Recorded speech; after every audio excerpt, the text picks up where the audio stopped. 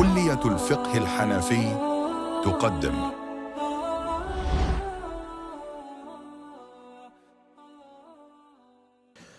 بسم الله الرحمن الرحيم. الحمد لله والصلاة والسلام على رسول الله. أما بعد، سبحانك لا علم لنا إلا ما علمتنا إنك أنت العليم الحكيم. رب اشرح لي صدري ويسر لي أمري واحلل عقدة من لساني يفقهوا قولي. اللهم انفعنا بما علمتنا وعلمنا ما ينفعنا. Ameen. After praising Allah subhanahu wa ta'ala, the Most High, we send salutations upon our beloved Rasulullah sallallahu alaihi wasallam, and we make dua to Allah subhanahu wa ta'ala that He grants us the best of this world and hereafter, grants us His full forgiveness, and grants us beneficial knowledge. Ameen ya Rabbil Alameen. So now today we will continue from discussing regarding the shroud. We were talking about the method of giving the ghusl, the bath, to the deceased. So we'll be talking about now the shroud, how that will be then put on, and the last few bits regarding the actual the ghusl. So last few bits we will be talking about that, and we'll talk about the actual shroud itself, the different types of shroud. We'll go through what's the sunnah, what's minimum needed, and what your person can suffice with. So we'll talk about the different shrouds. We'll talk about the woman's shroud too, and we'll also talk about if there's how the exact wrapping of the shroud will be. Inshallah, I'll try to show you this as well. Then we will move on to the funeral prayer. We'll talk about the method of actually performing the funeral prayer, the du'as that a person should know, a person should recite. We'll mention those particular du'as too.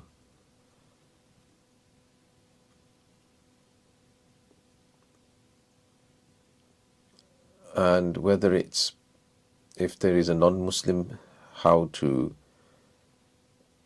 conduct their burial and what to do there if there is nobody else to bury them. So we'll talk about all these rulings inshallah today.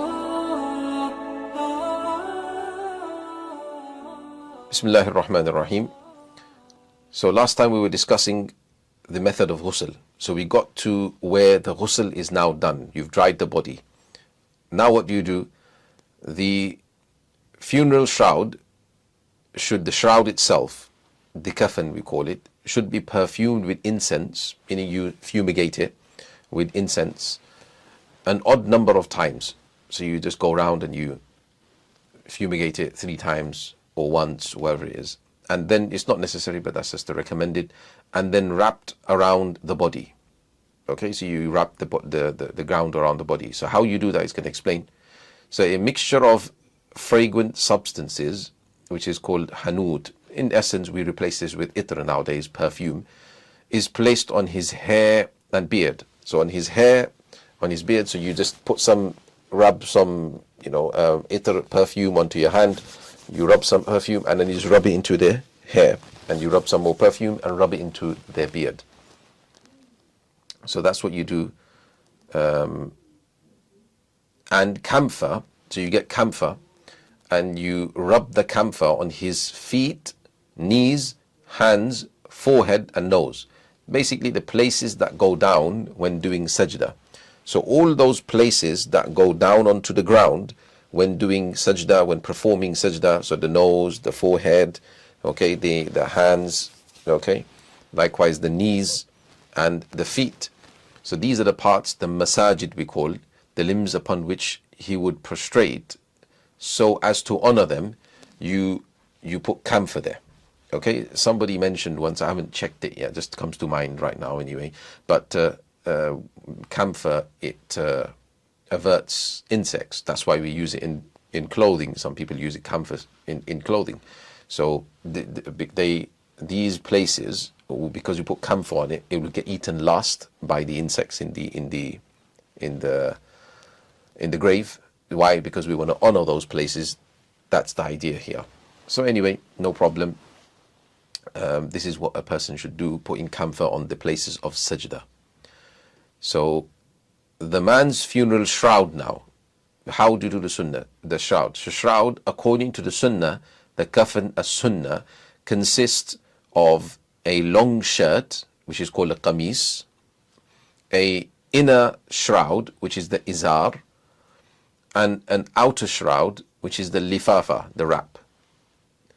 This is all preferably taken from the quality or standard of that which he would wear in his life for the Friday or Eid prayer. So if somebody used to wear, obviously, this doesn't mean if somebody was wearing clothing that they're not allowed to wear, like silk, for example. It's talking about normal, cotton or a cloth that people used to wear. Generally nowadays, people just take normal white cloth made from cotton, and everyone more or less uses the similar one. The reason it mentions this, if somebody's really poor, then you don't have to, buy something really expensive, because they will not be able to afford that. So nevertheless, generally, most people, they're given a shroud, standard shroud nowadays. So the shroud made from white cotton is most preferred, like I explained. Both the inner and outer shrouds should cover the body from the top of the head to the bottom of the feet. Okay, the only difference is that the outer shroud is a little bit longer than the inner shroud. Okay, I'll show that hopefully. Then it says the long shirt should not have any sleeves. So the shirt that we're talking about is a long shirt. It shouldn't have any sleeves. It doesn't have a gore, meaning you don't make it wider by putting the pleats like gore in it, or opening at the neck. So you don't have an opening for the neck like I do have over here on my jubbah. You have an opening for your neck all the way down, going down up to your almost your navel. So you don't have that, or up to your chest. You don't have that. You only have a hole for the head, not for the rest of it. So it's not like a regular shirt, in essence, that you can take off from the side. Yeah, not like that. But in fact, it's something that you'd have to wear like a poncho. And its ends should not be hemmed. So you don't put a hem on the end of it. You leave it bare like a normal cloth. So that's how we do it. So this to show to you, illustrate to you, the best I can do is with this paper. So the pieces of cloth, what you would have, if you would place down the first you place down the lifafa. This is the longest one. So the lifafa is placed down first onto the table, right? And then you place down the izar, which is slightly shorter, but it will cover the head to the feet all the way. So this you place on top of that, like so. And then you place the qamis. So the qamis is like this. It's going to be folded. It's got a little hole there, like a poncho would have, for the head to go into. So you place this, and the top of it, you place it around about here where the head would be, right? Where the neck would be and the head would be. Hopefully people can see it. So this is the lifafa, the outer one. This is the inner one, the izar, and this is the qamis.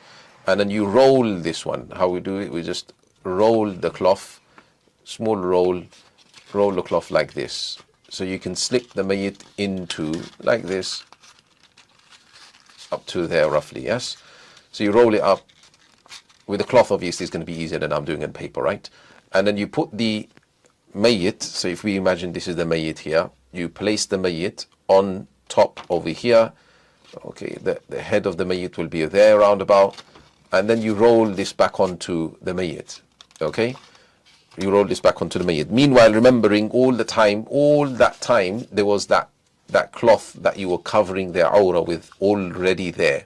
Now you place the qamis. The qamis, it generally will go down more or less up to the feet is a long, extra long one. It would go beyond the knees. Okay, like you can see over here, if this was the mayyit, only a little bit of the leg may be showing slightly. Most of the times the qamis is more or less covering all the way up to the feet, right up to the ankles in essence. So this is how you would do. And now you would take out, once the awrah is covered by this qamis, you take out this cloth that was used before, this towel or whatever it was used before to cover the awrah with. And then what you do, he's going to be laying like this. What you do is then you fold. So you fold the qamis first. So you fold from the left side of the deceased first. So if the deceased head is here, this is the left side first. So you fold this on top like this. You fold it tight on top of the mayyit, and then you fold the other side, the right side, on top. So the right is always going to be on top. So you fold that like this, and you make the mayyit, his head's still going to be showing obviously. So yeah, you fold it on top of the mayyit like this. And then you fold the next one, the izar, but the izar will cover everything. Remember, it'll cover the head and everything. You fold same way, you fold the izar left side first, and then the right side. And then you've covered everything of the mayyit. The mayyit should not be showing anymore, like so. All right. And then you fold again the left side of the lifafa now, which is covered everything. Yeah. And then you fold it like this. So now the mayyit is wrapped up in 3 pieces of cloth like this, and the ends are empty. So you put it together. Yeah. You put it together like this, you close it up, you put it all together, you close it like this, you twist it, and then you get a string, yeah, made of the same cloth. Most of the times you get the string and you wrap over here and you tie it like a shoelace, and you put one in the waist area so it doesn't open up over here, and you put one over here as well, and you tie it like a shoelace. Remember, this is going to be untied afterwards, so you want to tie it in a way whereby you can untie it later on. So this is how the mayyit will be wrapped.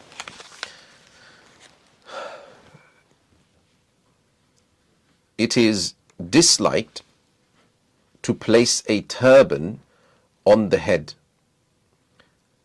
of the deceased. So when you are giving a kafan to, when you are wrapping the person up, the deceased up, you don't want to be wrapping a turban like I have on my head on the deceased. This is disliked to do.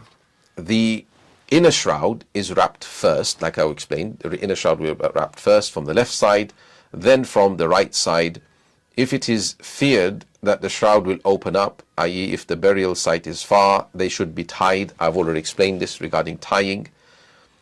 The inner and outer shrouds alone are sufficient to fulfill the obligation for man, the kafan of kifaya. So the one is, you have the kafan that we talked about first, which is the kafan as-sunnah, the 3 pieces of cloth. But the kafan al-kifaya, which is the obligation, which is sufficient, this is done by even just 2 pieces of cloth. Obviously, if a person had nothing but 1 cloth, then 1 cloth would obviously be sufficient too. Then to fulfill the sunnah for a woman's shroud, kafan as-sunnah we're talking about, the face should also be wrapped in a head covering, a khimar. So a woman, she will have the 2 extra pieces. One would be used to wrap her head, her hair, everything in. So this will be the khimar, the scarf in essence, like a scarf that you can understand.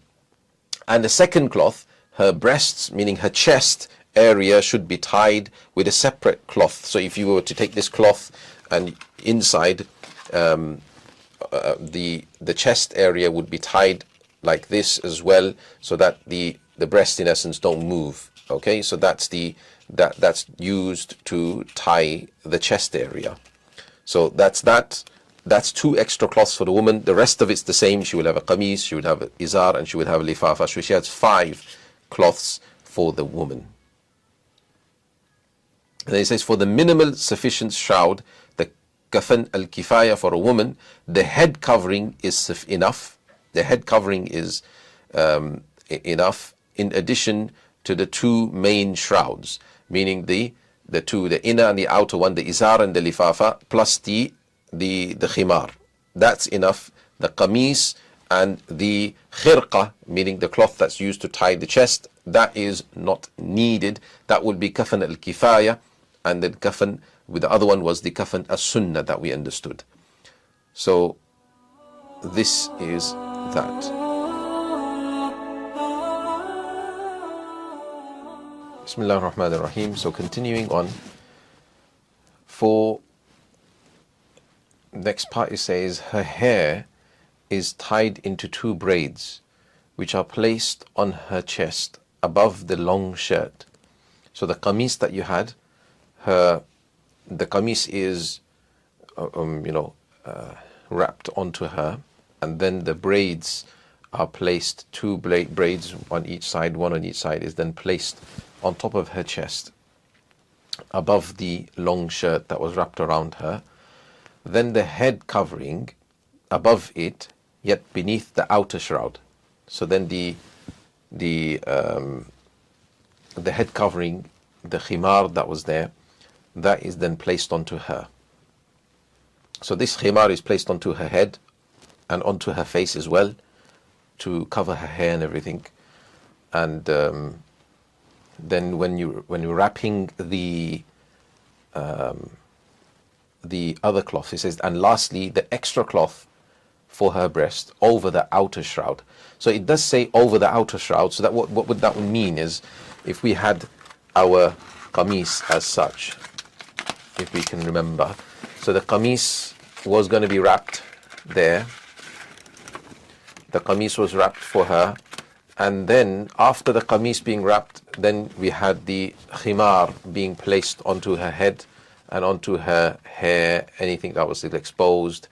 And then it's saying you wrap the inner long sheet, right? You wrap that left first and then right, so the right is on top in essence, and then you wrap the outer one.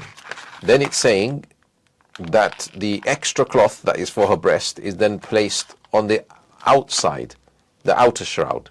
So this is what it mentions here. However, general practice, because of the other opinion, is to place it, the extra shroud, let's say this is the extra shroud that is placed for her chest, is placed underneath the inner shroud, the long one, but above, inside, you can say, the long shroud, the big shroud.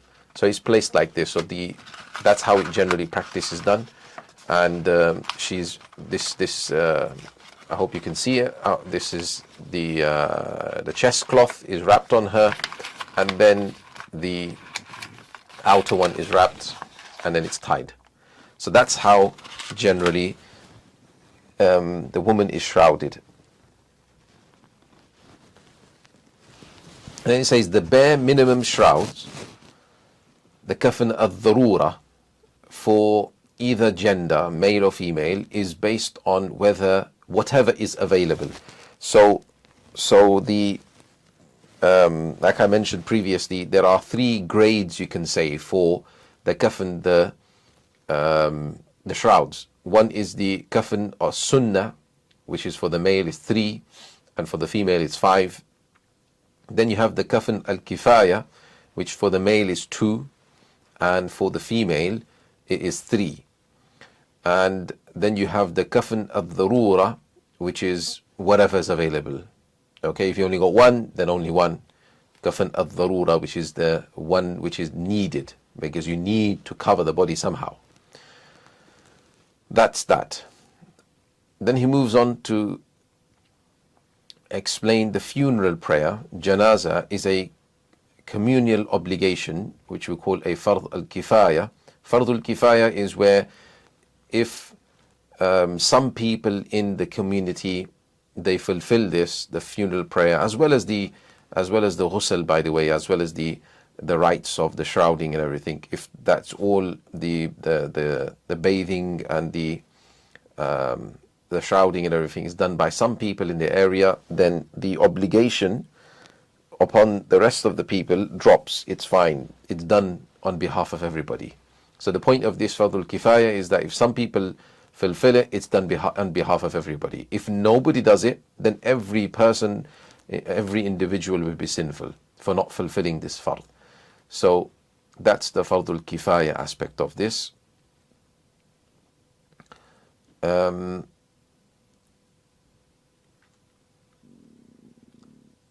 Moving on, it is performed by saying in one's heart. So the funeral prayer now, how do you perform it? So you say in your heart, you make this intention, I intend to pray for the sake of Allah Most High, like generally you would do in every prayer, and to supplicate for the deceased. That's the additional thing, because the janazah prayer, though it's called a salatul janazah prayer, it is actually a dua according to us. It's a dua. That's the reason you don't have a Fatiha, you don't have ruku, sujood and things like this. So it's a dua primarily. So it's known as a salat, but it's a dua. So the follower should additionally intend to pray behind the imam. Obviously you're praying behind the imam. Then it says, one then says the takbir, the first takbir, to commence the prayer. So you say the takbir, Allahu Akbar, raising your hands, and then you fold the hands. And recites the opening supplication with the thana. The thana is read with a slight adjustment. It has a slight addition to it. Subhanakallahumma wa bihamdika wa tabarak asmuka wa ta'ala jadduka wa jalla thana'uk wa la ilaha ghayruk. So after wa ta'ala jadduk, you read wa jalla thana'uka wa la ilaha ghayruk. So you read the rest of it like normal. So this wa jalla thana'uk extra in the thana. If somebody doesn't know this, it's fine, just read the normal one. Then it says, although it is permissible to recite the Fatiha, but reciting the Fatiha at that time, it's permissible as a dua. So your intention is that you're reciting the Fatiha as a dua, because obviously Fatiha is also a dua. So not as a recital, not as a recitation, because that's not permissible according to us, because like I said, it's not a salat, it's a dua. He then makes the second takbir. So once you're folding your hands, the second takbir after thana will be done, Allahu Akbar. So this takbir, you just say Allahu Akbar, but you do not raise the hands. There's no raising of hands, only in the opening takbir, like normally when you start the prayer, you raise your hands. After that, there's no raising of hands, just say Allahu Akbar. After which, he sends blessings upon the Prophet. So you read Durood Sharif, the one that you pray normally in Salat, Allahumma salli ala Muhammad wa ala ali Muhammad, you read all the way till the end. So it's very easy. Thana first, then second takbir, Durood. Next, he makes a third takbir. Okay, so that's the third takbir. You say Allahu Akbar. Again, you do not raise your hands. You keep your hands folded and just say Allahu Akbar. Obviously, you say it slightly loudly.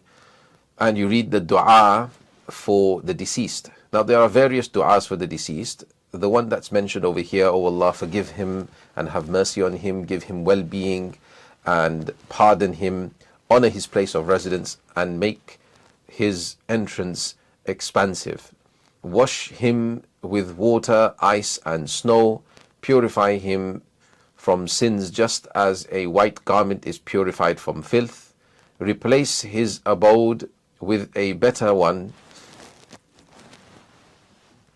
his family with a better one, and his spouse with a better one. What this means, I'm just going to explain this quickly before we move on. So there's one meaning of this is that the simple meaning that you can understand, replace his abode with a better one. Obviously, you give him whatever he's left in the world, make the abode of the hereafter better, make the abode of the barzakh in the grave better. His family with a better one, meaning you replace his family with a better replacement, in essence. So meaning that make this person have better qualities for his family, like vice versa, will make the family have better qualities. So you're not replacing the person, you're just replacing the qualities of the person. Make this person better, or make the family better, have better qualities for them as well, so that in the hereafter they can take benefit from one another. That's the point here. Another meaning of this, which is the straightforward meaning, his family were the better one, simply means that if he's left behind dependents, then give them a suitable replacement. It doesn't necessarily mean that they obviously replace the person completely, but obviously somebody to fulfill the obligations and look after them.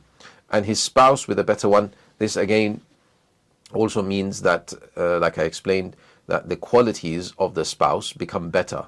That's the idea, as Ibn Abdin mentions, that this is what it's meant here, not necessarily that the spouse themselves are replaced.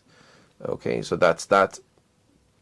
But if it does mean that the spouse is replaced, then obviously this is the point here is that if they are somebody who is dependent, they need somebody to look after them, then replace them with somebody who will look after them in a better way.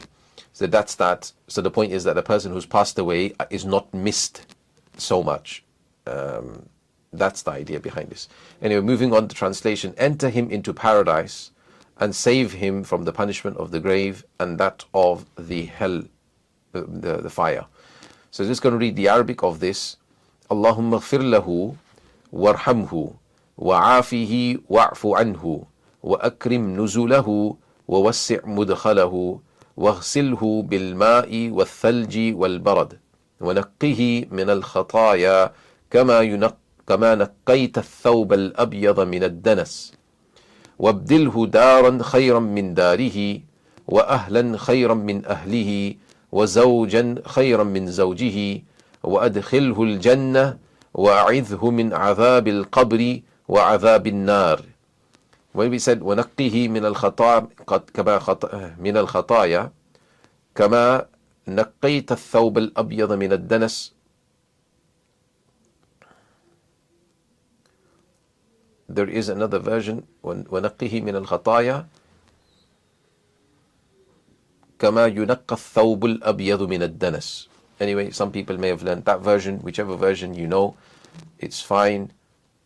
And that's the dua mentioned over here. Some people may know another dua that you can read. Allahumma fil lihayyina wa mayyitina wa shahidina wa ghaibina wa saghirina wa kabirina wa dhakarina wa unthana. Allahumma man ahyaytahu minna fa ahyihi ala al-islam wa man tawaffaytahu minna fa tawaffahu ala al-iman. Whichever dua you know, you read at this occasion after the third takbir. After that, after reading this, he then says the fourth takbir, followed by the closing two salams. So this is the funeral prayer that is conducted. He mentions one does not seek forgiveness in the janazah prayer for a deceased child or insane person, as neither, meaning neither of the two, bears legal responsibility, meaning neither of them are mukallaf, as we call, they do not have any sins. Rather, one says, so there's no need to ask for forgiveness for them. Rather, one says, O Allah, make him one who is sent forth, meaning somebody who's sent forward for us, somebody who's going to prepare things for us. Just like if you would, if you were going to go ahead to somewhere, new place, then you send somebody ahead of you to prepare things there for you so that when you arrive, things are ready for you. So in the same way here, you are asking Allah to make this young person, this child, or this insane person who is free of sin in hereafter, make them somebody who is sent forth on our behalf, as well as a reward and a stored treasure for us. Because obviously if you're having patience on having lost a young child, then this will become a means of reward and storage of treasure for you in hereafter.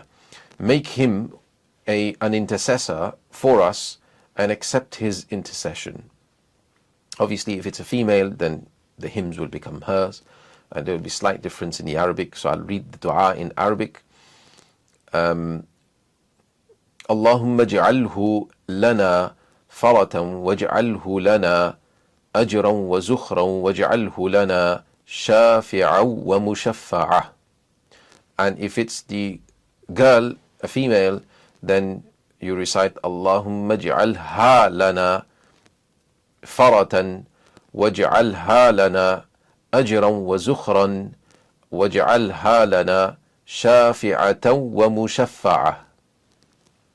So this is the du'as that are recited after the third takbir, and then after the dua, the fourth takbir is done, and after the fourth takbir, salam is made on both sides. That is that. Moving on, if the deceased is buried without a funeral prayer, then it is to be performed over his grave or over her grave, unless the body has disintegrated, which is known by estimation, or you ask the people that are experts in this, that would the body was buried this time in this ground, would it have disintegrated? They will tell you that no, it hasn't yet. So then you can pray, towards the grave. Okay, so obviously you pray in the direction of the Qibla. So you stand on the side where you're facing the Qibla, and the body, the grave, will be in front of you. So just as if the coffin, or if the actual bier of the deceased was out of the grave and was in front of you and you were facing Qibla, like that you stand behind the grave. Obviously, if there's no space directly behind the grave, you can stand a little bit distant if there are other graves in between. So that's that.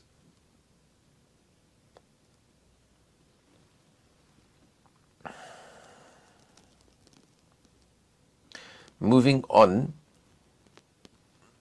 the funeral prayer is performed over a miscarried fetus, which in Arabic is called a siqt, if most of it came out whilst it was alive before dying. What this means is if there was a miscarriage and the child was born, but most of the child was born, majority of the child came out whilst it was alive. So how would you know if the baby showed signs of life? Baby moved, or baby cried, or made some sort of noise, then this would be where the baby had showed signs of life. So if most of the baby came out alive, majority of it, obviously generally, realistically speaking, in a case, if the most of the baby, majority of the baby part has come out alive, then most of the whole of the baby would have probably come out alive, and then after that passed away. So if the baby passes away in this manner after coming out alive, then the rulings of dunya, the rulings of the world, will come on to the baby, meaning all the rulings will come on to the baby. What it means is that we will perform janazah prayer, we will give a ghusl, we will give a bath, we will shroud the baby, we'll give the baby a name, the baby will be properly buried as well, and we will also, the baby will also inherit. The baby will also be inherited. Okay, so all of the rulings will come into play when the baby came out alive. Otherwise, moving on in the book, it says, otherwise the fetus is washed, wrapped in a cloth, and buried without a funeral prayer. So this is if the baby was born, if the baby came out stillbirth. So there was no sign of life. The baby passed away already, and then obviously later on mother had to give birth, or the baby was extracted in any other way. So it was stillbirth. Then the rulings of dunya, the rulings of the world, do not come onto the baby, because the baby didn't come into the world. So the idea of that is that you don't need to do anything, any formal proceeding. There's no funeral prayer, there's no ghusl or anything. You wrap the baby in a cloth to show respect, and you bury the baby out of respect, but there's no funeral prayer. You can obviously name the baby too. Some people want to name the baby. That's allowed, it's fine. You can name the baby, there's nothing wrong with that. And that is that. The most deserving, moving on, the most deserving of leading the funeral prayer is the head of state, meaning the Amir of that state, the one who's leader, followed by his representative, meaning anyone that he makes representative to go and perform this prayer on his behalf, if he can't do it. Then next would be the judge, the qadi, the judge, And then next would be the local imam, the one that this person would generally pray behind in their life. And then lastly, it would be and finally the guardian, the wali. And the guardian's order would be father, son, then brother, paternal uncle, and so on. Cousin, brother, and then move on like this. In fact, before the paternal uncle, I think it's going to be nephew first, then paternal uncle. But anyway, this is obviously if they're eligible to lead. The funeral prayer, moving on, is not performed over rebels.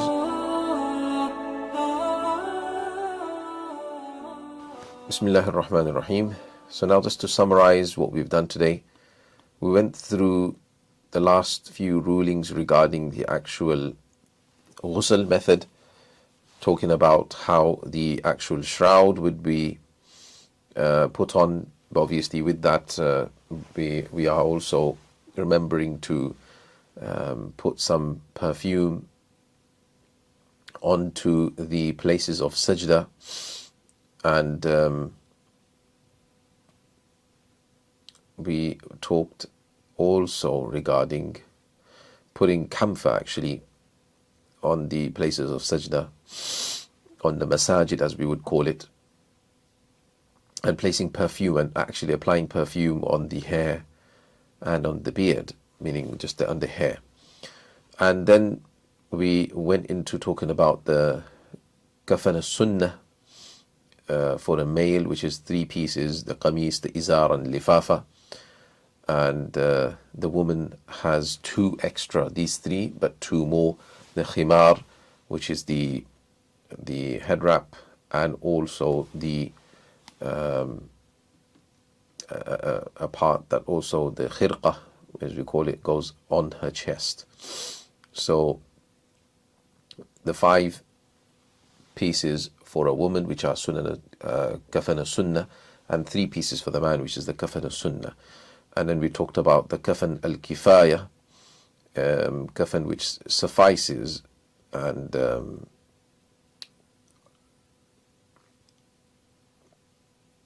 so 3 pieces for a woman, and 3 pieces meaning 1 is the head cover and 2 more cloths to cover the entire body. And for a man, 2 would be enough as well. But then we went into the bare minimum, which is the the kafan al-dhurura. So this is whatever you have to cover the body. There's nothing else you can do in that dhurura case. Then we also talked about it being disliked to put anything else there, like the turban, wrapping the turban. We talked about actually how to wrap the actual kafan too.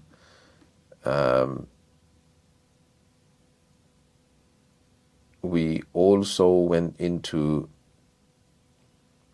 a few more details regarding how to braid the hair and place it on top of the chest.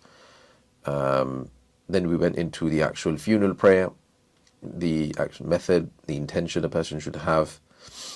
Then there's 4 takbirs. First takbir is normal, like we start normal prayer, after which there is thana with the addition of wajalla thana'uk, and then there is, after the next takbir, there is durood, salawat upon Rasulullah sallallahu alaihi wasallam, and then a takbir without raising hands, these ones are, and there is the janazah dua, and then there is a last takbir, after which there is salam on both sides.